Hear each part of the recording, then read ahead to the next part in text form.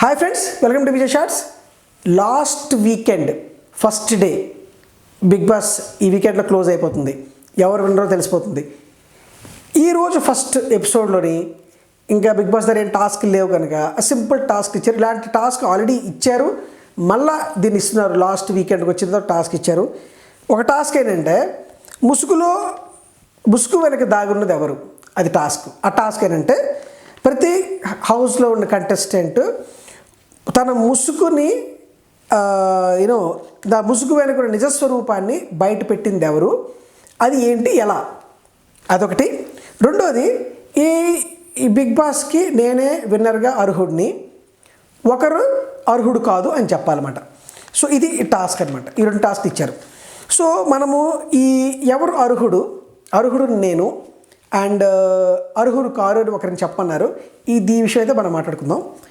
ఈ మాట్లాడుకునే ముందు ఇంతవరకు నా ఛానల్ సబ్స్క్రైబ్ చేసుకోకపోతే సబ్స్క్రైబ్ చేసుకోండి, Vijay shorts. And more updates కోసం బెల్ ఐకాన్ ప్రెస్ చేయడం మర్చిపోవద్దు. సో వివరాల్లోకి వెళ్తే, నా థంబ్నెయిల్లోని ఒక పెట్టారు, తనతో పాటు పక్కన హారికని చూడలేనన్న అభిజిత్ అని. అది ఎందుకు పెట్టారో ఇప్పుడు డీటెయిల్గా మీకు చెప్తాను. సో అభిజిత్ ఫస్ట్ చెప్పన్నారు తను అర్హుడు అని, అట్ ది సేమ్ టైం ఎవరు అర్హులు కాదు అని. సో అగైన్ అభిజిత్ మాట్లాడే పద్ధతి నేను ఇంతకుముందు కూడా చెప్తున్నాను, నేనే కాదు ఎవరైనా చెప్తా. అభిజిత్ మాట్లాడే పద్ధతి అయితే మాత్రం చాలా సెన్సిటివ్గా, ఒకరిని నొప్పించకుండా పద్ధతిగా మాట్లాడతాడు.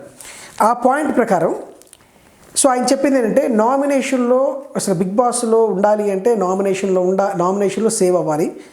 అయితే ఈ సేవ్ అవ్వాలి అంటే మనం డిసైడ్ చేసేది కాదు, ప్రజలే డిసైడ్ చేయాలి అని చెప్పి, అందరికంటే నేను ఎక్కువ నామినేట్ అయ్యాను, అట్ ద సేమ్ టైమ్ ఎక్కువసార్లు గెలిచాను అని చెప్పాడు. And but Bigg Boss house winner అయితే ఒకరే ఉంటారు విన్నర్గా.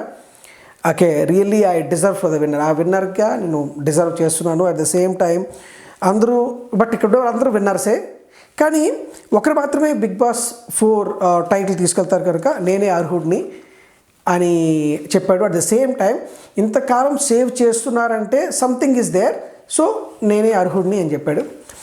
అయితే ఎవడు అర్హుడు కాదు అంటే సర్ప్రైజింగ్లీ ఆయన హారికని చేసుకున్నాడు. అది ఎలా చెప్పాడంటే, సోహైల్, అఖిల్ అండ్ అరియానా ఆ ముగ్గురులో గెలుపు వరకు వెళ్తే డెఫినెట్లీ నా గురించి నేను ఆలోచిస్తాను. ఓకే, డెఫినెట్లీ నేనే ఆడతాను. నేను బ్యాడ్ అయితే ఫీల్ అవ్వను, నేనే గెలుద్దామని ట్రై చేస్తాను. కానీ ఐఎమ్ హోపింగ్ దాట్ అతను హారికని ఫేస్ చేయలేని చెప్పాడు. సో ఎలా అంటే ఆ సిచ్యువేషన్ మనిద్దరం ఆ లాస్ట్ సిచ్యువేషన్లోకి వచ్చి నిల్చోవడానికి నీకు ఇష్టపడలేదు. ఆ కేసు రాకూడదు అనుకుంటాను నేను. ఒకవేళ ఇద్దరు నిల్చోమంటే ఆ సిచ్యువేషన్ మాత్రం చాలా వర్స్ట్గా ఉంటుంది. సో ఈ ముగ్గురు కానీ నా పక్కన నిల్చొని గెలవడానికి డెఫినెట్గా ట్రై చేస్తాను. సో నేను ఫీల్ అవ్వను. బట్ నువ్వు కానీ నా పక్కన ఉన్నావంటే నేను ఫీల్ అవుతాను. So I want to be winner, so that నువ్వు అర్హుడు కావు అని చెప్పాడు. అంటే అక్కడ అర్థం ఏంటంటే, వాళ్ళు ముగ్గురు ఉంటే, సోహైల్, అఖిల్, అరియానా ఉంటే ఆయనకి పెద్ద ప్రాబ్లం ఉండదు. So I will be a winner అంటే ఆ పోటీ పడడానికి ట్రై చేశాడు. కానీ అదే పక్కన హారిక గారు ఉంటే మాత్రం హారికతో ఉన్న క్లోజ్నెస్ ప్రకారము, ఆ పాజిటివ్నెస్ ప్రకారము ఆయన ఫేస్ చేయలేడు, ఆ ప్రాబ్లమ్ని ఫేస్ చేయలేను అని. అంటే నువ్వు వేస్ట్ గేమ్లో ఆడలేదు అని చెప్పుకుంటాను. నువ్వు నా పక్కన ఉంటే, అది వర్స్ట్ సిచ్యువేషన్, కానీ నువ్వు నా పక్కన ఉంటే నేను గెలవాలి కనుక నువ్వు నా పక్కన ఉండడం వల్ల నేను గెలవలేను, బికాజ్ నీతో నాకు అటాచ్మెంట్ అలాంటిది అని. సో అది ఎంత పద్ధతిగా అంటే, నువ్వు ఎవరు ఆడలేదు, బ్యాడ్గా లేరు, ఆ ఆలోచన శక్తికి అయితే మాత్రం రియల్లీ గ్రేట్. కానీ మిగతా వాళ్ళంతా ఏదో చెప్పారు, అది కూడా మాట్లాడదాం. ఓకే, అఖిల్ ఏం చెప్పాడు, నేను ఒక్కడనే ఇండిపెండెంట్గా ఆడి గెలిచాను. ఎక్కడ గెలిచాడు ఆ ఇండిపెండెంట్గా? ఈ ఆల్వేస్ డిపెండెంట్ మీద గెలిచాడు. సోహైల్ డిపెండెంట్ మీదో, లేకపోతే మెహబూబ్ 2-3 సినారీలో మెహబూబ్ డిపెండెంట్తో గెలిచాడు. ఒక ఇండివిజువల్గా ఆడాడంట, ఒకసారి బ్రెయిన్ పెట్టి వాడాడంట, అండ్ ఒకసారి హార్ట్ పెట్టి ఆడాడంట.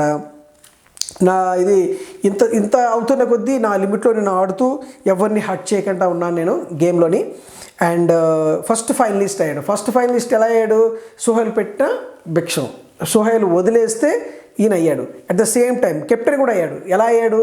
అదొక సీక్రెట్ టాస్క్లోకి వెళ్ళి రావడం వల్ల పాపం ఏడుపులో ఉన్నాడు కదా అని ఏదో లక్కీ కొద్దీ ఆ కుండలో చేయి పెట్టి కెప్టెన్సీ తీసుకున్నాడు. ఆట టాస్క్లు గెలిచైతే కాదు. సో ఇవన్నీ జరగడం వల్ల ఆయన జరగడం వల్ల నేను I'm the right person for the ఇదని చెప్పాడు. At the same time Haryana is అర్హురాలు కాదు, బికాజ్ తన బియాండ్ ద లిమిట్, తను ఆడే టాస్క్లన్నీ బియాండ్ ద లిమిట్ ఆడుతుంది, అందుకే అనేసి తన టాస్క్ మీద మాట్లాడాడు. తను సుహైల్, నేను గేమ్ చాలా జెన్యున్గా ఆడాను అండ్ 100% ఎఫర్ట్ అయితే పెట్టాను అండ్ గెలిచి కెప్టెన్ అయ్యాను అండ్ బ్రెయిన్తో దిల్తో మొత్తంతో ఆడాను. అలా బ్యాలెన్స్ చేస్తూ నేను ఆడి గెలిచి వచ్చాను.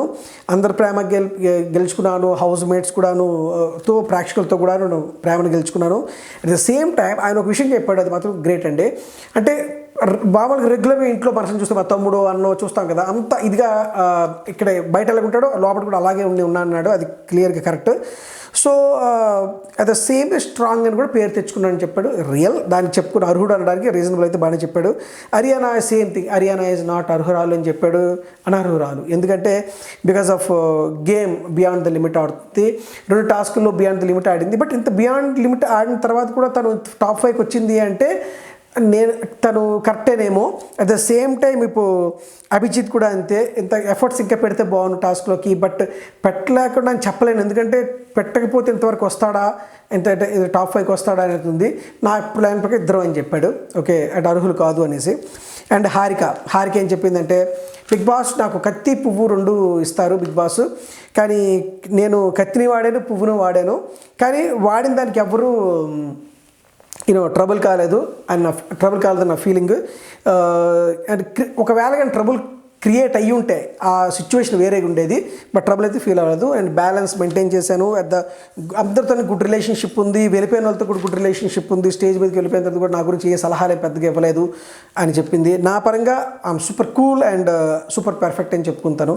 అగైన్ హర్యానా పేరు చెప్పింది. తను టాస్క్లో టాస్క్ ఇస్తారు బిగ్ బాస్, బట్ ఒకే టాస్క్ ఇస్తారు బిగ్ బాస్, కానీ I felt trouble with you 5% అయితే మాత్రం నేను అనుకుంటున్నాను యు ఆర్ నాట్ అర్హురాలు కావు అని. అట్ ద సేమ్ నువ్వు లిమిట్ క్రాస్ చేస్తావని చెప్పింది.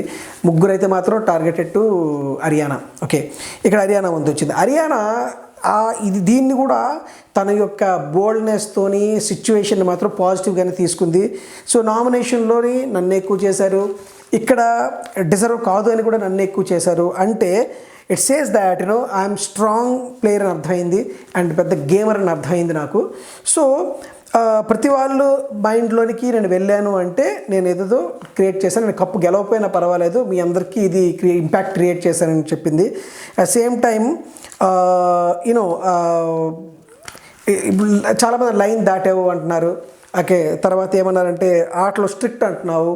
ఓకే, కరెక్ట్, అట్లా స్ట్రిక్ట్, గేమ్ పరంగా నేను స్ట్రిక్టే అండ్ 100% వరకు నేను ఇచ్చాను. At same time house mate సపోర్ట్తో గేమ్ ఆడాను.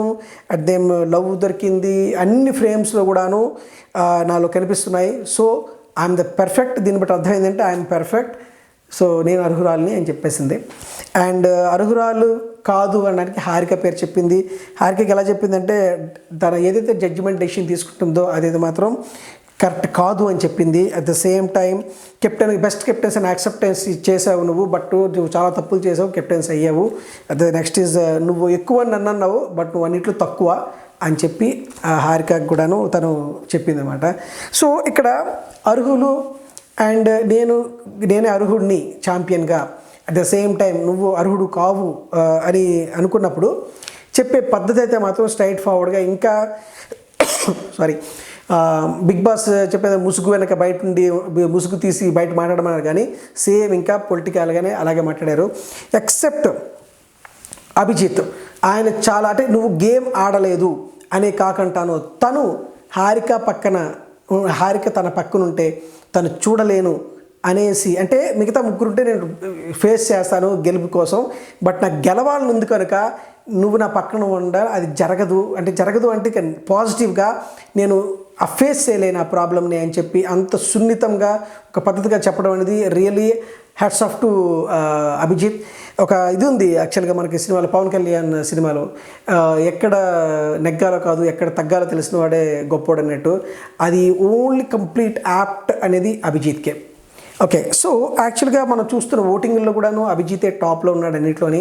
సో అది ఎలా మారబోతుంది ఈ రానున్న 3 డేస్లోని మనం చూడాలి. This is Vijay, thank you very much for watching my videos. మీకు నా వీడియోస్ నచ్చినట్లయితే లైక్ చేయండి, షేర్ చేయండి, సబ్స్క్రైబ్ చేయండి. విజయ్ షార్ట్స్.